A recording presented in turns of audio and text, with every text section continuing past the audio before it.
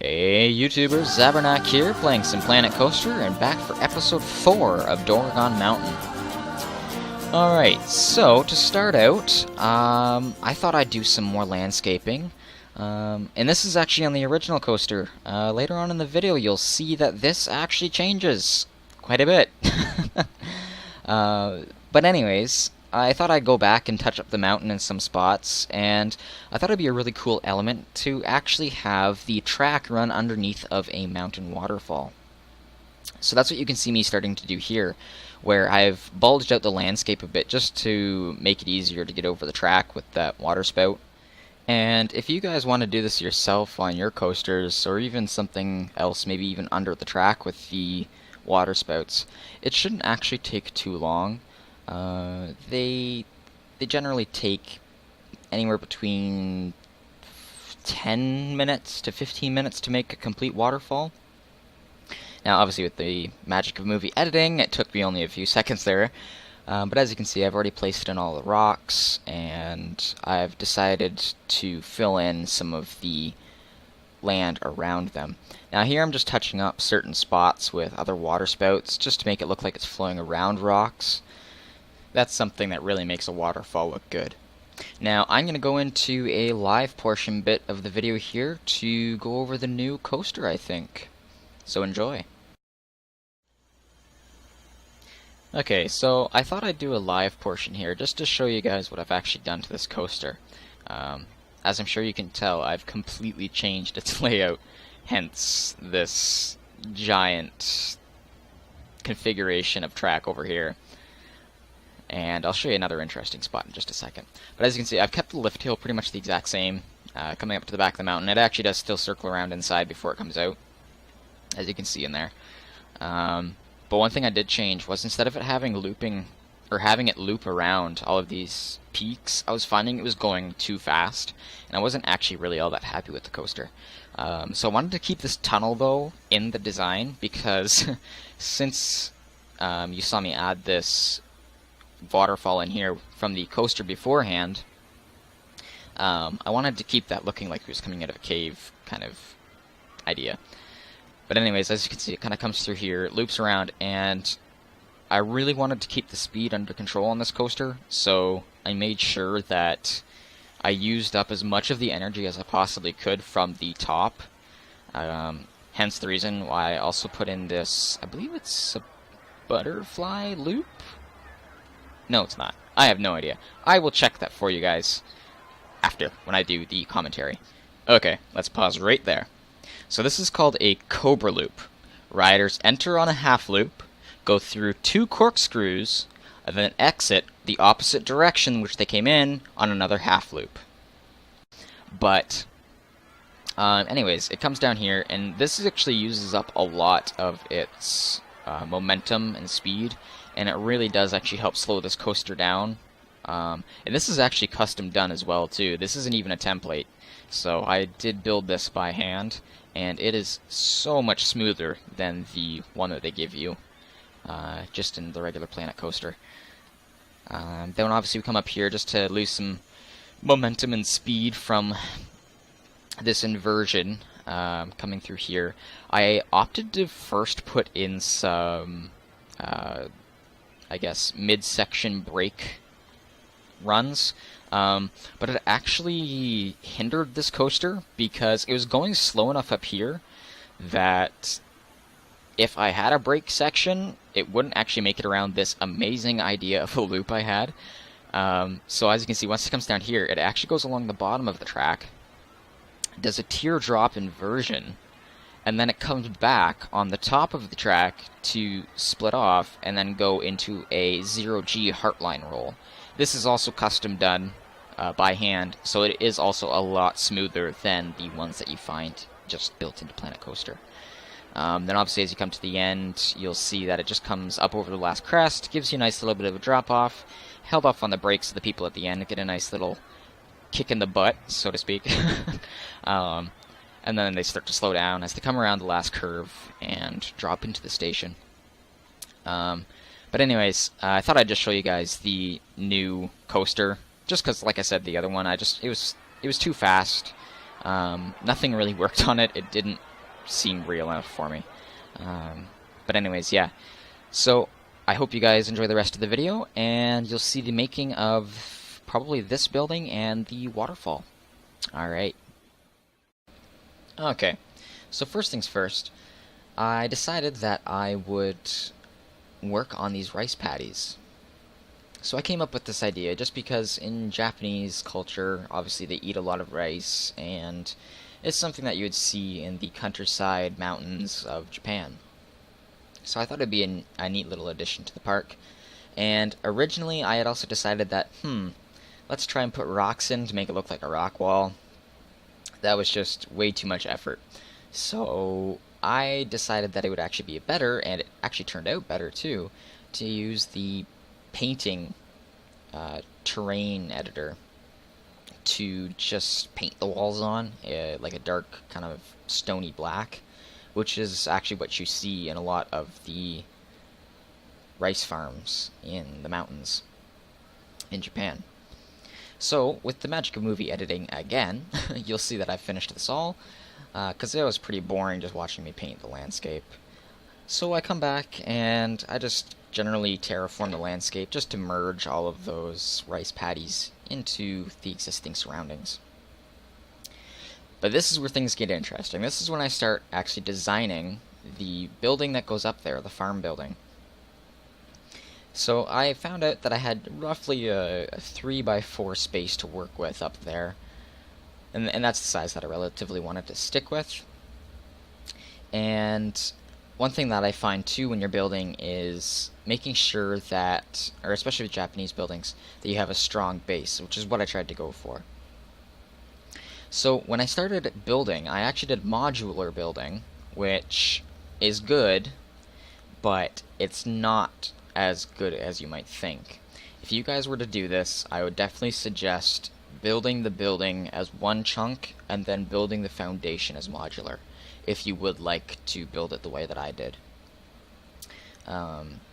Now, as you can see, like, I was having some issues trying to find wooden pieces to make the walls out of, but I actually opted just for some wooden balconies and ladders. They have a similar palette, but you can still differentiate between the two on the building, which is what I was really looking for. So the design aspect I was going for here, was a simple white plaster or stucco or whatever it is on the outside of the buildings, and a wooden facade. And you'll see that in a lot of traditional Japanese houses, where you'll see most of the bottom section built out of this wood kind of material, or bamboo, or whatever it actually is, and the top portion will be this probably mud and lath construction, or it could even be paper. I'm not quite sure. I'd have to check that, but from just my general knowledge, I can generally figure out what it would be. Now, as I said before, since I built this in a modular build, it did take a very long time to actually produce all of these walls. That's one thing I really wanted to kind of criticize myself on, especially for this build, is the fact that I did build it this way, and in hindsight, which would have been great to have, but that wouldn't really have been hindsight, it would have been to, like I said, build this as one solid structure, because when the later part of this video comes and you see me building the roof, I have to do the roof in complete modular pieces as well, and that is just a right pain. I would not suggest it for building in this game, just because it's so time consuming, and after about an hour of fiddling around with it, you won't want anything more to do with it, and then you come to the realization that you still have another hour of fiddling left to do because you're only halfway done the building. So I decided to also put dormers on this, or a dormer, for just a visual appeal aspect, because it really did break up the box-like shape or L shape of this building, and that's something I really wanted to avoid with this. And I'm not quite sure yet about the roof. for this dormer on the completed building. I might even come back and change it just slightly to a more Japanese styled roof. As of right now, I believe I've only got hipped roofs on this, so there is no gable roof. So that's where like you see the side of the wall and the peak of the roof on the same side. You don't see it where it's just roof all the way around, or shingling, or tiling, or whatever. So that's another thing too that I wanted to go over with this build, is the fact that once I start to move this building, which you can see me here doing now, moving the foundation was easy, but moving the actual building itself was a painstaking process. For ease of building, I would definitely suggest, like I said, doing it the opposite way around. Excuse me. Where you build the foundation around the building. This will really help you build buildings fast and efficiently, at the same time also making them look really good. So that's just something to keep in mind when you build your own.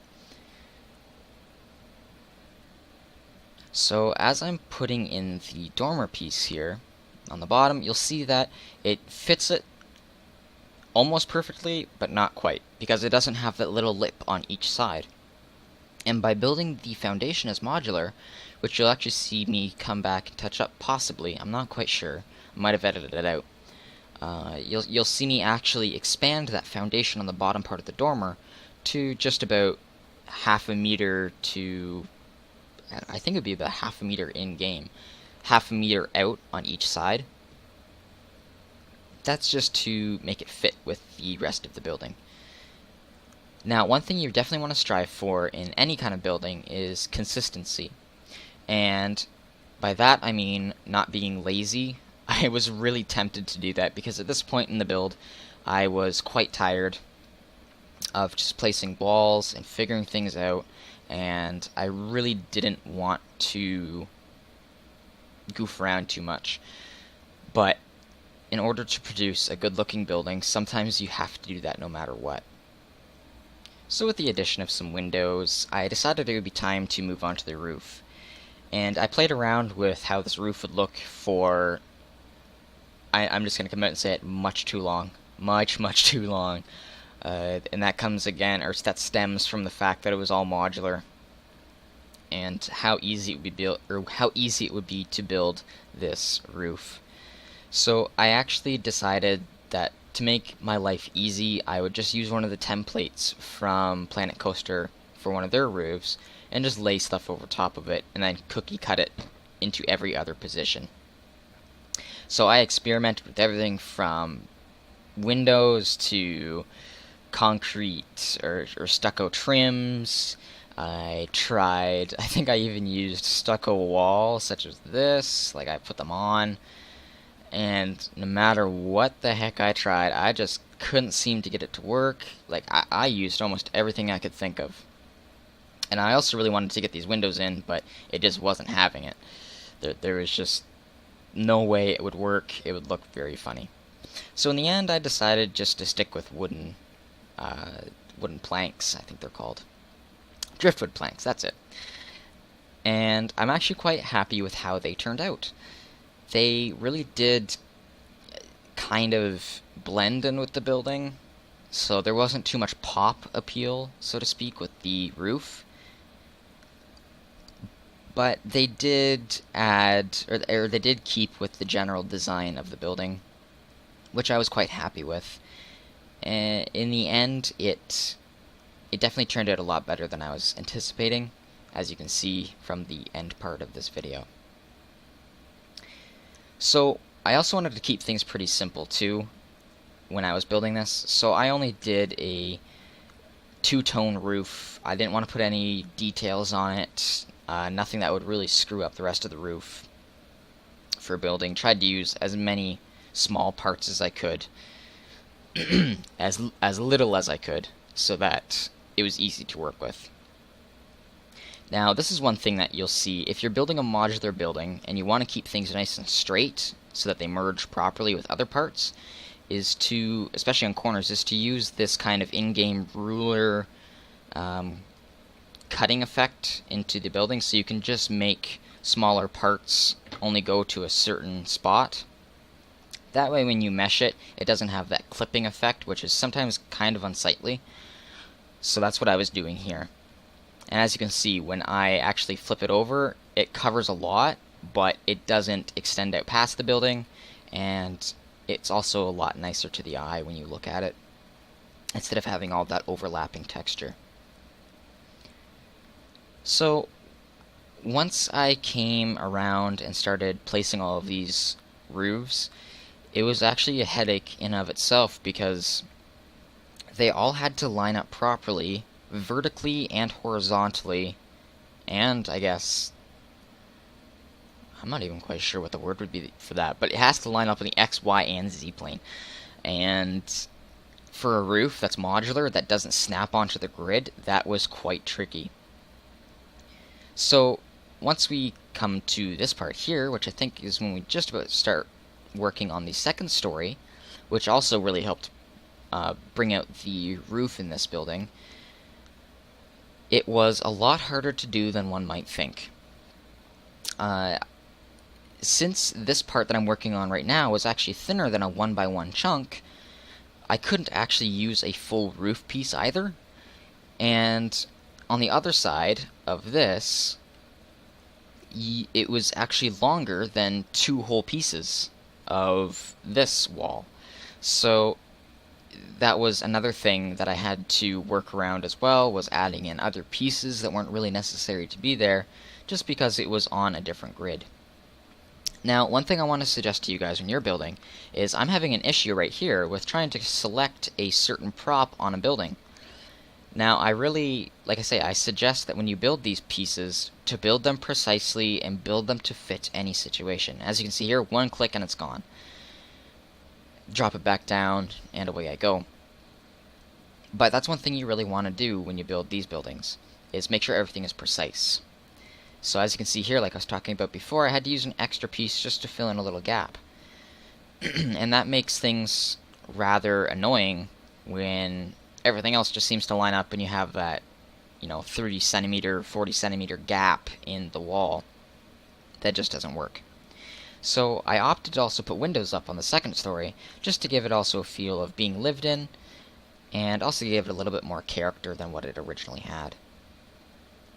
So this is when I start adding in the second story roof, and you can start to see the finished building almost, where you've got the sloped roofs, nothing too extreme. That's one thing you want to definitely take care not to do in Japanese building, is making the roofs too extreme of a pitch, or too curved.